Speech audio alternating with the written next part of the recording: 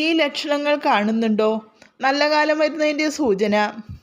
ജീവിതത്തിൽ എല്ലാവർക്കും നല്ല സമയവും മോശ സമയവും ഉണ്ട്.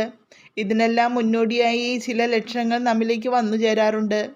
നല്ല കാലം വരുന്നതിൻ്റെ ലക്ഷണം: ക്ഷേത്രത്തിൽ വഴിപാട് സമർപ്പിക്കുമ്പോൾ അല്ലെങ്കിൽ തിരുമേനി പ്രസാദം തരുമ്പോൾ തിരുനടയിൽ ഒരു പൂവ് സ്വയമേ താഴെ വീണാൽ ഉറപ്പിച്ചോളൂ, ശുഭകാലം വരുന്നതിൻ്റെ സൂചനയാണ്.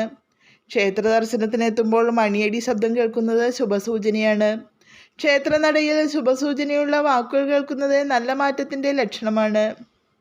കഷ്ടകാലത്തിൻ്റെ സൂചന: നിത്യപ്രാർത്ഥനകൾ മുടങ്ങുന്നത് സമയം ദോഷമാകുന്നതിൻ്റെ ലക്ഷണമാണ്. ക്ഷേത്ര ദർശനം മുടങ്ങുന്നതും അശുഭകരമാണ്. സമയദോഷത്തിൻ്റെ സൂചനയാണിത്. കഷ്ടകാല സമയത്ത് ക്ഷേത്ര ദർശനം ചെയ്യാൻ തോന്നില്ലെന്നും അറിയുക. അപ്പോൾ ഒരു കാരണവശാലും ക്ഷേത്ര ദർശനം മുടക്കാതിരിക്കുക. വാച്ചിൽ സമയം നോക്കുമ്പോൾ സമയം സമമായി കണ്ടാൽ കഷ്ടകാലത്തിൻ്റെ സൂചനയാണ്.